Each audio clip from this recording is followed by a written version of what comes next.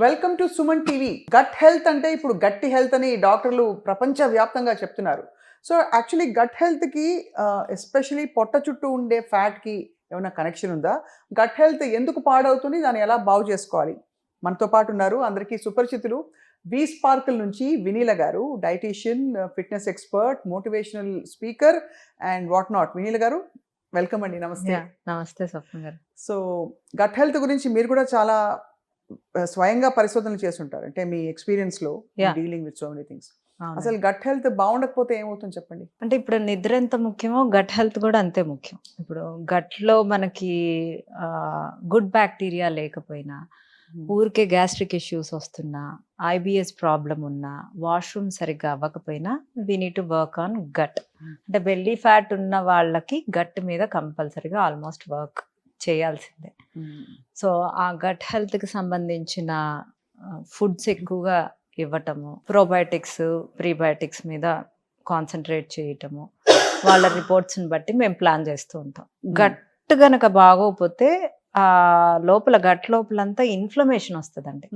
Inflammation రాగానే మనం ఆలోచన విధానం మీద చిరాకు, కోపము, ఇండైజెషను, వామిటింగ్ సెన్సేషను, ఇవన్నీ ఒక సైడ్ ఎఫెక్ట్స్ అనమాట. అండ్ గ్యాస్ట్రిక్ ఇష్యూ ఎక్కువగా ఎవ్రీడే ఉండటం వల్ల కూడా మనకి బెల్లీ ఫ్యాట్ వచ్చే అవకాశాలు ఉంటాయి. అంటే సో గట్ హెల్త్ ఇష్యూస్ ఉంటే మామూలుగా తిన్నది అరగదా? లేకపోతే ఏం జరుగుతుంది యాక్చువల్లీ బెల్లీ ఫ్యాట్ రావడానికి కనెక్షన్? గుడ్ బ్యాక్టీరియా కనుక మనకు అక్కడ లేకపోతే ప్రోబయోటిక్స్, ఇన్ఫ్లమేషన్ పెరిగిపోతుంది. ఇన్ఫ్లమేషన్ పెరిగినప్పుడు ఆబ్వియస్గా మనకి అన్నిటి మీద అంటే బాడీ ఇన్ఫ్లమేషన్, వాటర్ రిటెన్షన్ అవుతుంది, బాడీ మైండ్ థింకింగ్ మీద ఉంటుంది, చిరాగ్గా ఉంటుంది, వెయిట్ గెయిన్ అవుతూ ఉంటాం. సో మీరు ఎక్స్పీరియన్స్లో మీరు చాలా క్లయింట్స్ని చూసుంటారు. విమెన్, మెన్ కంపేర్ చేసుకుంటే గట్ హెల్త్ ఎవరికి కొంచెం కొద్ది గొప్ప అదుపులో ఉంటుంది అనిపిస్తుంది? ఎక్కువగా ఆల్కహాల్ తీసుకున్నా కూడా గట్ హెల్త్ పాడవుతుంది. అది మనం యూ కాంట్ మెజర్ అంటే లేడీస్లోనా జెంట్స్లోనా అనేది. బట్ గట్ హెల్త్ ఆల్మోస్ట్ అందరికీ తక్కువగానే ఉంది ఈ రోజుల్లో మనం తినే ఫుడ్స్కి. వీఆర్ నాట్ టేకింగ్ అన్ని మనం కేటగరైజ్ చేసుకొని తీసుకోము. గుడ్ ఫుడ్స్నే తీసుకోవాలని లేదు. మనకుండే వెరైటీస్కి processed foods, ultra processed foods, means sugary foods, ఇవన్నీ ఎక్కువ తీసుకోవటం వల్ల మన గట్ హెల్త్ మీద పడుతుంది. సో ఎక్కువ అంటే మీరు ఒక బెంచ్ మార్క్ పెట్టుకుని మీ క్లయింట్స్కి ఇస్తారు కదా అడ్వైజ్. నేను చాలామంది చెప్పగా విన్నాను, నువ్వు 3 మీల్స్ తింటే రోజుకి 2 మీల్స్ బాగా తిను, ఒక మీల్ కొంచెం అటు ఇటైనా పర్లేదు. సో వినీల గారి అడ్వైజ్ ఏమిటి? మనం చేసే పనిని బట్టి మనం ఎన్ని క్యాలరీస్ తీసుకోవాలి, మన మెయింటెనెన్స్ క్యాలరీస్. ఈ రోజుల్లో మనం ఏమి పనులు చేయము, నడము, వర్కౌట్స్ లేవు, మన బాడీ మెటబాలిక్ రేట్లు లో ఉంటున్నాయి. ఆ మెటబాలిక్ రేట్లు కూడా మనమే పాడు చేసుకుంటున్నాము. Because we don't do exercise, we don't do much fastings. అవును.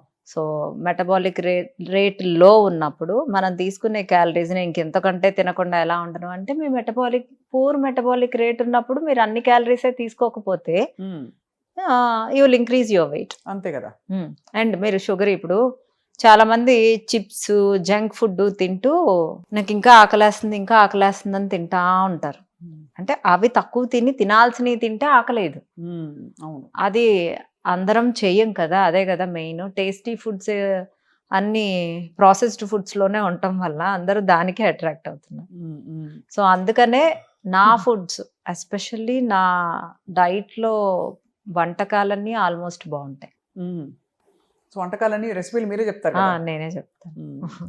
సో యాక్చువల్లీ అందరికీ ఆలోచన రాదు. నాకెందుకో మైండ్ బాగాలేదు, మూడ్ ఆఫ్లో ఉన్నాను, లేదు గ్లూమీగా ఉంది, నిద్ర వస్తుంది, లేదు పొట్ట చుట్టూ నాకు ఎందుకు ఇంత వెయిట్ వచ్చేసింది, బట్టలు సరిగ్గా పట్టడం లేదు అన్నప్పుడు, అరే నా గట్ హెల్త్ బాగాలేదులే అని అనిపించదు.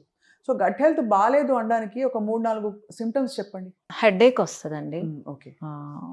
కొంచెం నాజియాగా ఉంటుంది, చిరాగ్గా ఉంటుంది, కింద పార్ట్ ఎప్పుడు ఏదో ఉబ్బినట్లు ఉంటుంది. ఓహో, ఇక్కడ పైన కాదు, కింద. ఓకే, అక్కడ ఉబ్బినట్టు ఉంటే ఇట్స్ బేసికలీ ఉబ్బినట్టు ఉంటే అది కూడా గట్ హెల్త్ బాగాలేదనడానికి ఒక సంకేతం. రైట్. సో ఏ ఫుడ్స్ తినడం వల్ల, లేదు ఏ హ్యాబిట్స్ వల్ల మనకి గట్ హెల్త్ ఆఫ్ అయిపోతుంది, అంటే పట్టాలు తప్పుతుంది. యాక్చువల్‌గా గట్ హెల్త్‌కి గుడ్ బ్యాక్టీరియా అవసరం. అందరూ పెరుగు ఒక్కటి తీసుకుంటే సరిపోద్ది అనుకుంటారు. యాహ్! యూ కెన్ కాంజీ అని ఉంటుంది. అంటే బీట్రూట్ కట్ చేసి కొంచెం ఆవాల పొడి వేసి చక్కగా వాటర్ పోసి ఒక 24 అవర్స్ ఫర్మెంట్ చేసేసి అది ఒకరోజు పెరుగు అలా తీసుకుంటా ఉంటే ఫర్మెంటెడ్ వెజిటబుల్స్ అంటే ఒక స్పూన్ వెనిగర్ వేసి కూరగాయలు కట్ చేసేసి అన్ని కూరగాయలు మిక్స్డ్ వెజిటబుల్స్ నిమ్మకాయ పిండి చక్కగా అది కూడా 24 అవర్స్ ఫర్మెంట్ చేసేసి అది సలాడ్ కింద తినటం వల్ల కూడా గట్ హెల్త్ బాగోతుంది. ఒకరోజు కాంజీ, ఒకరోజు పొద్దున్నే సద్దన్నం తింటాం చూడండి పెరుగు వేసి ఒకరోజు గెంజి అంటే మనం జస్ట్ గెంజి వంచుతాం కదా, ఆ గెంజి రాత్రి బయట పెట్టేసి పొద్దున్నే తీసుకోవచ్చు. అది తీసుకున్న దాంట్లో కొంచెం అన్నం వేసుకొని తాలింపు వేసుకొని తీసుకోవచ్చు. అది ఒకరోజు ఈ ఫర్మెంటెడ్ వెజిటబుల్స్ ఇది ఒకరోజు తీసుకుంటే సరిపోతుంది. రోజు పెరుగు మజ్జిగ తీసుకోవటం వల్ల సరిపోతుంది అనుకోకుండా మనం గట్ హెల్త్ బాగా అవ్వాలి కాబట్టి ఈ డిఫరెంట్ వెరైటీస్ ప్రోబయోటిక్స్ మనం పెట్టచ్చు. అండ్ పికిల్స్లో కూడా ఉంటుంది. అంటే బట్ పికిల్స్ మళ్ళీ అంత మంచి మనం అంత ఎక్కువగా కన్స్యూమ్ చేయలేము. బటర్ మిల్క్ కానీ పెరుగు కానీ కాంజీ కానీ ఫర్మెంటెడ్ వెజిటబుల్స్ కానీ ఒక బౌల్ కూడా చక్కగా తినొచ్చు మనం తినే ప్రతి మీల్కి ముందు. రైట్. అంటే పెరుగు మజ్జిగలో ఇంకొక కన్సర్న్ ఏంటంటే డైరీ సోర్స్ కూడా మనకి ఇప్పుడు చాలా పెద్ద క్వశ్చన్ మార్క్ గా మారింది. చాలా మందికి పడవండి, పాల పదార్థాలు ఎక్కువ పడవు, అందరికీ తెలియదు. సో అలాంటప్పుడు మనం కొబ్బరి పాలతో పెరుగు, వాల్నట్ మిల్క్ తో పెరుగు, రాగులు పాలతో పెరుగు నా డైట్ లో కూడా ఉంటాయి. అంటే అది తోడుకుంటుందండి. కొంచెం వేడి చేసి ఒక అవెన్ ఉంటే కనుక అవెన్ లో కొంచెం 2-3 పచ్చిమిర్చి కట్ చేసేసేసి అవెన్ లో పెట్టేస్తే అది చక్కగా తోడుకుంటది. సో ఇలా ప్రోబయోటిక్స్ రెగ్యులర్ గా తీసుకోవడం వల్ల గుడ్ బ్యాక్టీరియా పెరిగి బ్యాడ్ బ్యాక్టీరియా తక్కువ అవుతాయి. సో గట్ హెల్త్ ఇంప్రూవ్ అవుతుంది. గట్ హెల్త్ ఇంప్రూవ్ అవ్వాలి, రోజు ప్రోబయోటిక్స్ యాడ్ చేసుకోవాలి. ఓన్లీ పెరుగు తీసుకుంటేనే ప్రోబయోటిక్స్ పెరుగుతాయి అనేది రాంగ్. ఫర్మెంటెడ్ వెజిటబుల్స్, కాంజీ ఈ రెండు చాలా ఇంపార్టెంట్. రైట్. వీటితో పాటు నేను విన్నది ఏంటంటే నిద్ర సరిగ్గా లేకపోతే కూడా గట్ హెల్త్ ఆఫ్ అయిపోతుందని చెప్పి, అర్ధరాత్రి పూట చాలామంది ఏం చేస్తారు, నిద్రపోక 1 గంటకి 12:30కి రాత్రి చక్కగా ఒక బిర్యానీ మంచి దావత్కి వెళ్ళి లాగిచ్చేసి పడుకుంటారు, సరిగ్గా అరగదు. అది ఇలాంటివన్నీ కూడా మనని డిస్టర్బ్ చేస్తాయని చెప్పి. అంటే బిర్యానీ తినొచ్చండి, ఇంట్లో చేసిన బిర్యానీ నేను తినొద్దని అయితే చెప్పను. అసలు ఏం తినొద్దు అంటే మనం ఎందుకు పుట్టాలి అని నేను మాట్లాడతాను. ఆ విధంగా కరెక్టేగా. సో వారానికి 1-2 సార్లు తినటం తప్పేం లేదు బిర్యానీ. బట్ దేంతో చేశారు, డాల్డాతో చేశారా, ప్రాసెస్డ్ మీట్తో చేశారా? ఈ ప్రాసెస్డ్ మీట్ వల్ల కూడా గట్ పాడవుతుంది. ఇప్పుడు ఫ్రెష్ చికెన్ మనం వెళ్ళి కొట్టించుకొని ఫ్రెష్ మటన్ కొట్టించుకొని వచ్చింది వేరు, మనం ఆర్డర్ చేసుకున్నదే అది ఎన్ని రోజుల నుంచి వాళ్ళు స్టోర్ చేయడానికి ఏం కెమికల్స్ కలిపారో అంతే కదా మనకు తెలీదు. అంత ఫ్రెష్గా ఎలా వస్తుందా? ఇప్పుడు మనం స్విగ్గీస్ వీటిల్లో ఆర్డర్ పెట్టుకున్నాం అనుకోండి, అది ఫ్రెష్ మీట్ అనే ఎలా అవుతుంది? అందుకనే మీట్ తినాలి అనుకున్న వాళ్ళు వెళ్ళి చక్కగా తెచ్చుకుంటే అదొక healthy way. So processed meet అయినా డేంజరసే, అందులో ప్రోటీన్ ఉన్న ప్రాసెస్డ్ మీట్ మనకు మంచిది కాదు. ఓహో. సో మెండొప్పికి మంది అయిపోయి మోకాలు నొప్పి తెచ్చుకున్నట్టు దానిలో ఇతర ప్రాబ్లమ్స్ వస్తాయి, ఎంత ప్రోటీన్ అయితే కూడా.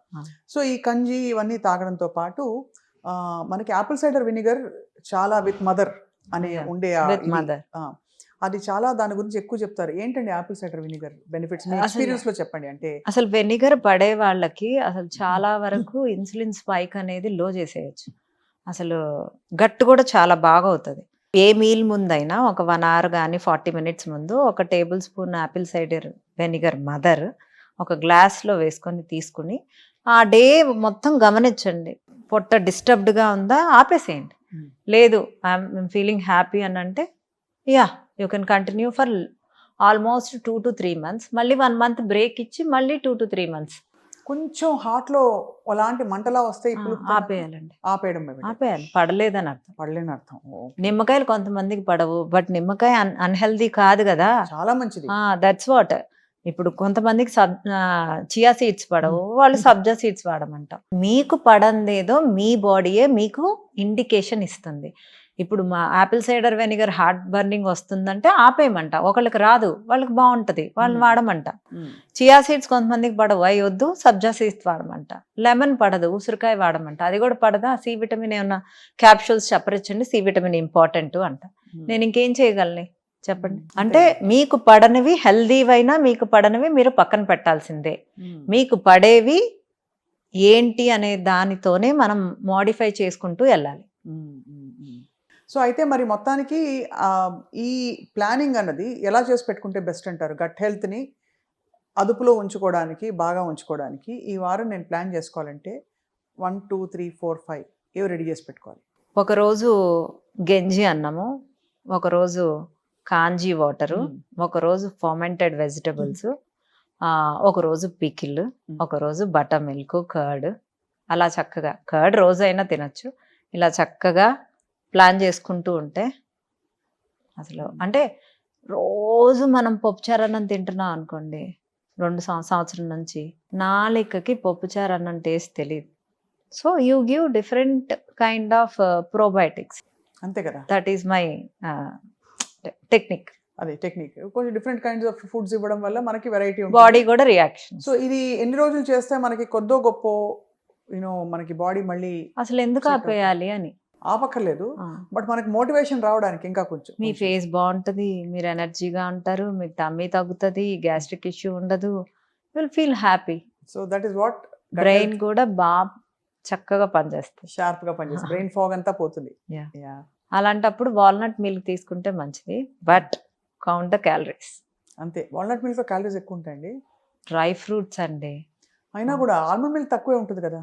లేదు, ఎక్కువ ఉంటాయి. ఎక్కువే ఉంటాయి. సో మరి ఆల్మండ్ మిల్క్ లాటే తాగితే కాఫీ, సో ఇట్స్ ఆల్మోస్ట్ అంతే క్యాలరీస్ వస్తాయి మనకి.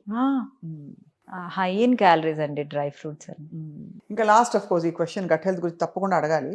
కాఫీ టీ ప్రభావం గట్ మీద ఎలా ఉంటుంది? బికాస్ చాలా మందికి తేనుపులు వస్తాయి, కాఫీ తాగగానే కొంచెం బర్నింగ్ వస్తుంది. చాలా మందికి అసలు 2 cups బ్లాక్ కాఫీ అద్భుతం అని చెప్పి కొంతమంది పెద్ద పెద్ద డాక్టర్లు చెప్తున్నారు.